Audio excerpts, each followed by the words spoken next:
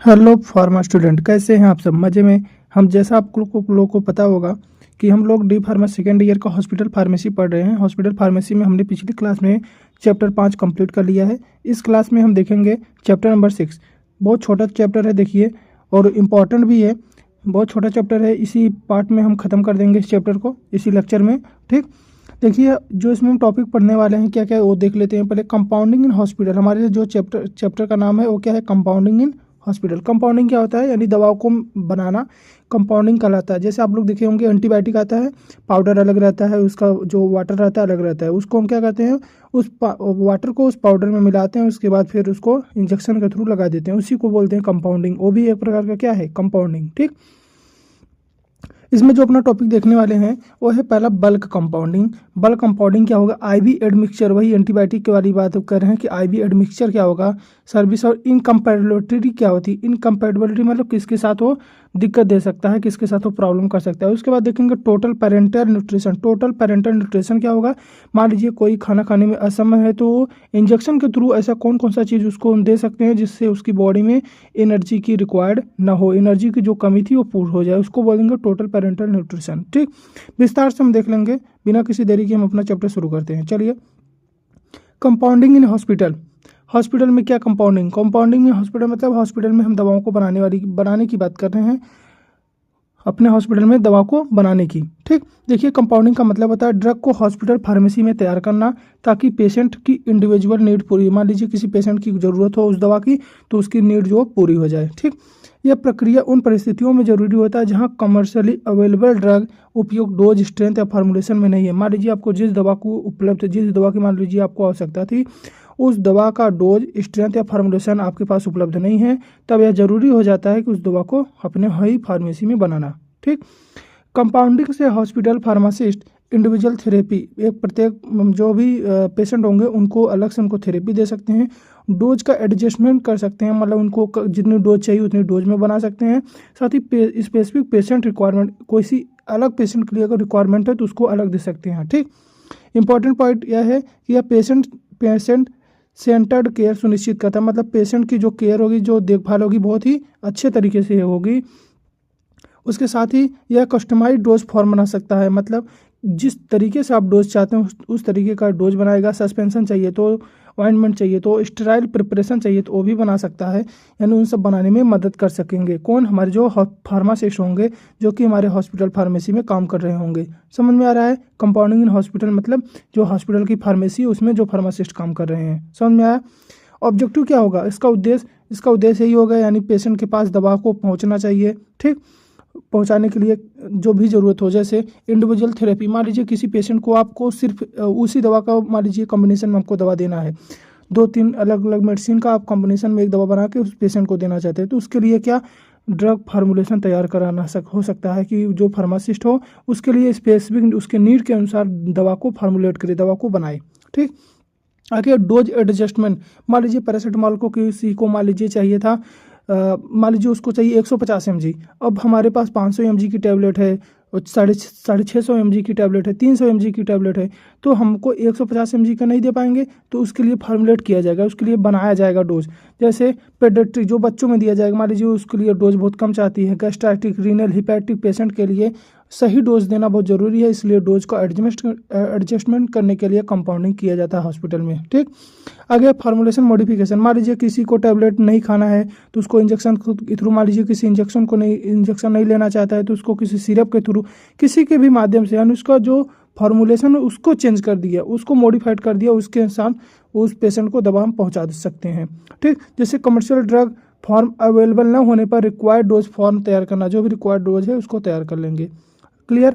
आगे जो होगा इम्प्रूव कॉम्प्लिकेंस, मान लीजिए जो भी दवा था उसका, मान लीजिए जो भी लेने में उसको दिक्कतें हो रही थी कि वो बहुत कड़वा लग रहा था, तो उसके टेस्ट को बदल दिए, रूट को मान लीजिए इंजेक्शन के थ्रू दवा था, क्योंकि आप इंजेक्शन के थ्रू लेंगे तो दर्द भी होगा, तो वो उसको दर्द बर्दाश्त नहीं होता है, तो वो क्या करेगा, उस दवा का अल्टरनेट दे देगा, यानी उस दवा का कॉम्प्लिकेंस को इम्प्रूव कर दिया, जिससे आसानी से यूज कर सके और पेशेंट को कॉम्प्लिकेंस बढ़ाए, जो इससे पेशेंट के लिए वो आराम मिले, यानी पेशेंट उसको दवा को आसानी से ले सकता है।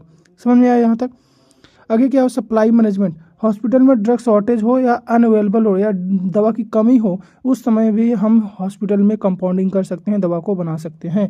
आगे support research and clinical trials, मान लीजिए जो भी दवा था, जो भी मतलब दवा था, उस पर मान लीजिए हमको क्लिनिकल ट्रायल्स करना हो, मतलब उसको हमको चेक करना हो, तो उस समय भी हम 2-3 दवा को बना के देख सकते हैं, उसको मॉनिटर कर सकते हैं कि इस दवा जो बना रहे हैं अच्छे से काम कर रहा है नहीं कर रहा है। इसके लिए भी हम कंपाउंडिंग जरूरी है, इसके लिए भी हम कंपाउंडिंग करवा सकते हैं। Clear. Bulk compounding hospital, bulk मतलब अधिक मात्रा में, बल्क मतलब आप लोग भी समझ रहे होंगे बल्क मतलब क्या, बल्क मतलब अधिक मात्रा में ना। Bulk compounding in hospital, bulk compounding का मतलब होता है हॉस्पिटल फार्मेसी को ड्रग को यानी जो हॉस्पिटल फार्मेसी में ड्रग को बड़े पैमाने पर तैयार करना ताकि मल्टीपल पेशेंट के लिए डोज उपलब्ध हो सके। यह प्रक्रिया विशेष रूप से तब जरूरी होती है जब कमर्शियली अवेलेबल प्रोडक्ट या हॉस्पिटल डिमांड में पूरा नहीं कर पा सकते हैं। मान लीजिए जो मार्केट में जो दवा है वो दवा आपके हॉस्पिटल की डिमांड को पूरा नहीं कर पा रहा है, तब आप बल्क में क्या करेंगे, अपने ही हॉस्पिटल में कंपाउंडिंग करवाएंगे। ठीक। बल्क कंपाउंडिंग से हॉस्पिटल स्टॉक मैनेज करना आसान हो जाता है। अब हमारे पास ही हम ही बना रहे हैं तो हमको स्टॉक मैनेज करना, तो जितना ज़रूरत हो उतना बना लेंगे। ठीक। यह टाइम और रिसोर्स की बचत करता है, किसी को से लेने की ज़रूरत नहीं है, और यह टाइम की भी बचत करेगा। समझ में आया यहाँ तक। रिक्वायरमेंट फॉर बल्क कंपाउंडिंग, क्या क्या रिक्वायरमेंट हो सकते हैं बल्क कंपाउंडिंग के, देखिए ट्रेंड स्टाफ, सही बात है, हमको ट्रेंड स्टाफ की ज़रूरत होगी, यानी ऐसे स्टाफ को जिसको अच्छे से सब बनाने आता हो, इसके बारे में अच्छे से सब पता हो। प्रॉपर फैसिलिटी चाहिए, सही बात, क्लीन और इन्वायरमेंट, ये सब कंटामिनेशन ये सब का खतरा न हो, ऐसा हमको प्रॉपर फैसिलिटी चाहिए। स्टैंडर्ड ऑपरेटिंग प्रोसीजर चाहिए, एसओपी चाहिए, यानी हर स्टेप के लिए राइट एंड एसओपी होना अनिवार्य है, मतलब वो तरीका व मेथड जिसके थ्रू दवा बनाया जाएगा ये आपके पास होना चाहिए। पर अगला एक्यूरेट इक्विपमेंट और इंस्ट्रूमेंट, जो भी इंस्ट्रूमेंट चाहिए बनाने के लिए वो आपके पास अच्छी होने चाहिए, अच्छी क्वालिटी की होनी चाहिए। ठीक। ऐसा ना हो कि वो मेजर कर रहा है उसका मेजरिंग गलत आ जाए। ठीक।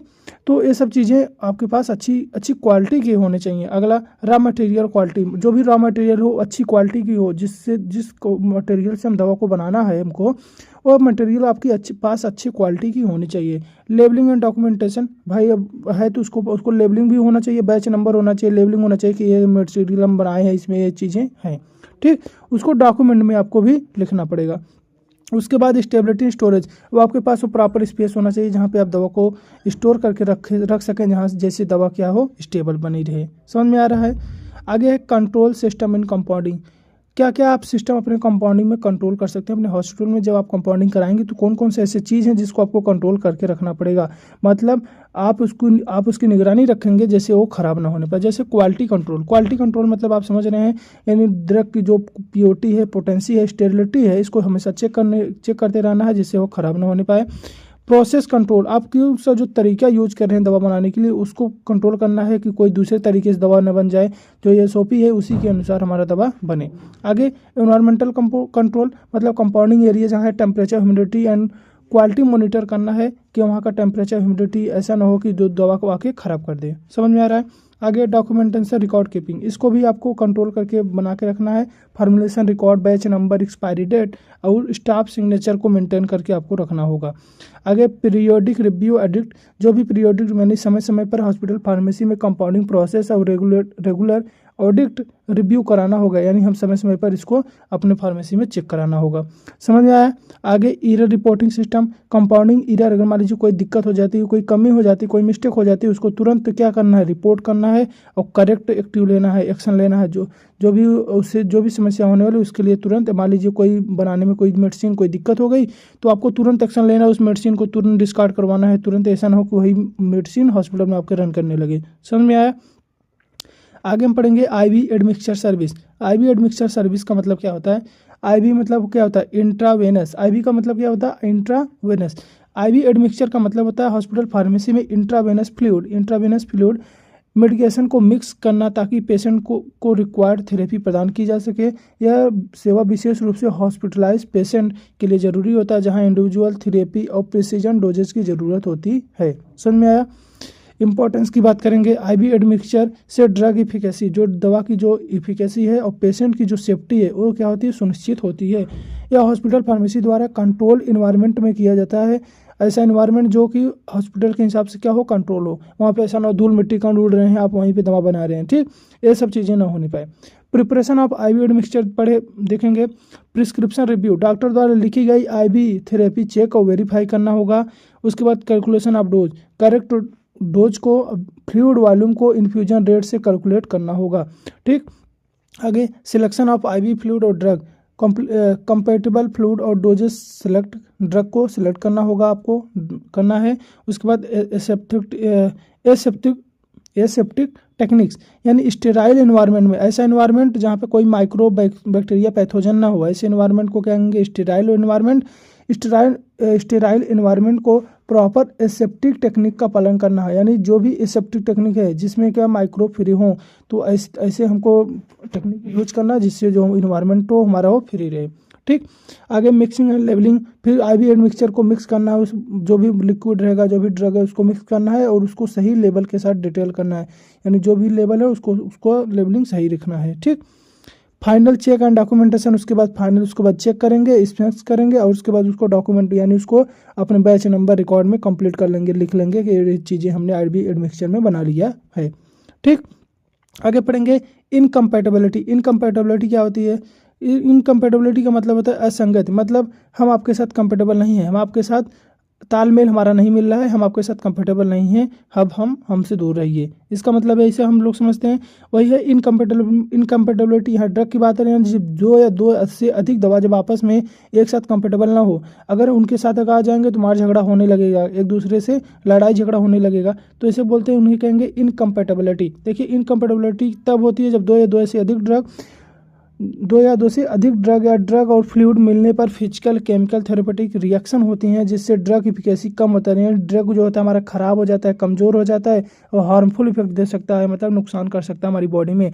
इसी को हम इनकम्पैटिबिलिटी बोलते हैं। जैसे आप लोग सुने, एक बता दें आपको, हम अक्सर हम लोग हमारे लोग के साथ ऐसा होता था, हम लोग जब कभी डेक्सोना को कभी जब हम डाइक्लोफिनाक के साथ कभी मिक्स करते थे, कभी मिक्स हो जाता था, कभी कभी इनकम्पैटिबिलिटी दिखाई देता था। ऐसा इसलिए क्योंकि कभी कभी क्या होता था, जब एंटीबायोटिक के संपर्क में लीजिए उसी इंजेक्शन से आपने एंटीबायोटिक या कोई दूसरी चीज़ें लगाई हों, तो कभी कभी इनकम्पैटिबिलिटी होता था और जो दवा था वो फट जाता था, दूधिया कलर का हो जाता था। तो हमारे जो सीनियर थे वो हमको बताते थे, देखिए अब दवा इसको डिस्कार्ड कर दो, अब ये दवा लगाने के लायक नहीं है।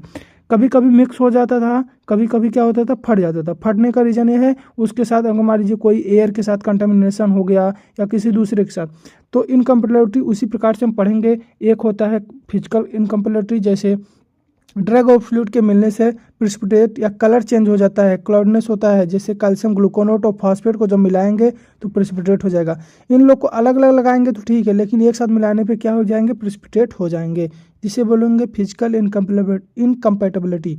आगे होगा केमिकल इनकम्पैटिबिलिटी, जब ड्रग और केमिकल डिग्रेडेशन होना, जब फ्लूइड अदर ड्रग के साथ मिक्स किया जाए, जैसे सम एंटीबायोटिक डिग्रेड इन सैलिन सोल्यूशन, वही बोले हैं सैलिन सोल्यूशन में क्या होंगे, डिसइंटीग्रेट। कोई भी एंटीबायोटिक को अगर आप सैलाइन सोल्यूशन के साथ अगर रिएक्शन कराएंगे तो क्या हो जाएगा, वो डिग्रेड हो जाएगा, खराब हो जाएगा, ठीक। आगे पढ़ेंगे थेरेपेटिक इनकम्पैटिबिलिटी, मतलब ड्रग का अपोजिट फार्माकोलॉजिकल इफेक्ट होना, मतलब दवा को काम करने के बजाय क्या हो गया, नुकसान हो गया। जैसे वासो कंस्ट्रक्टर, वासोडाइलेटर, स्टिमुलेटरी, अगर इन दोनों को एक साथ मिला देंगे तो क्या हो जाएगा, दवा अपोजिट काम करने लगेगी। समझ में आ रहा है? आगे प्रिवेंटिंग इनकम्पैटिबिलिटी, इसको प्रिवेंट कैसे, इसको रोका कैसे जा सकता है, प्रिवेंटिंग कैसे किया जा सकता है। ड्रग को कंपैटिबिलिटी चार्ट के अनुसार सेलेक्ट करें, यानी आपके पास एक लिस्ट होगी, आपको पता होगा इस दवा के साथ, इसके दवा के साथ कंपैटिबल है, इसके साथ नहीं है, तो उस दवा को आप कभी मिक्स नहीं करेंगे। समझ में आ रहा है? यानी सेपरेट आईवी लाइन्स यूज करें। अगर ड्रग इनकम्पैटिबल, मान लीजिए दवा अगर आपस में मिसमैच कर जाएगा, आपस में रिएक्शन कर जाएगा, तो उसको अलग अलग आपको पेशेंट को देना है, ये नहीं कि एक में मिला के दे दें। सब समझ आए? मिक्सिंग ऑर्डर और कंसल्टेशन सही रखें, यही तरीका हम लोग के साथ होता था। हम लोग मिक्सिंग ऑर्डर सही नहीं रखते थे, जिसके कारण कभी कभी क्या हो, दवा फट जाता था, ठीक।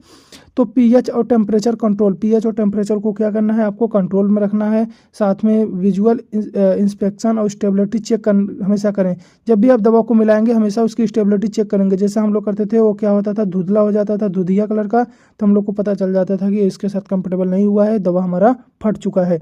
तो इसको स्टेबिलिटी को हमेशा आपको चेक करना है। Role of pharmacist in IV admixture, pharmacist का क्या रोल है इसमें, देखिए प्रिस्क्रिप्शन को वेरीफाई करना, जैसा जो ऊपर लाइन थे वही पूरी की पूरी वही लाइन रहेगी। देखिए आगे फिर drug calculation and preparation, correct dose volume infusion rate, इन लोगों को अच्छे से प्रिपेयर करना है। वह इंश्योर कंपेटेबिलिटी, और चेक करना है कि दवा उसके साथ कंपेटेबल है कि नहीं। एसेप्टिक टेक्निक मेंटेन करना है, मतलब कोई भी स्टराइल हमेशा होना चाहिए, सेफ होना चाहिए, कोई कंटामिनेट माइक्रो ऑर्गेनिज्म ना हो। लेबलिंग और डॉक्यूमेंटेशन करना है, यानी कुल लेबल, बैच नंबर, एक्सपायरी सबको अच्छे से रिकॉर्ड करना है। मॉनिटरिंग पेशेंट सेफ्टी, इन्फ्यूजन के दौरान एडवर्स रिएक्शन को मॉनिटर करना, जो भी साइड इफेक्ट आ रहे हैं उसको मॉनिटर करना है।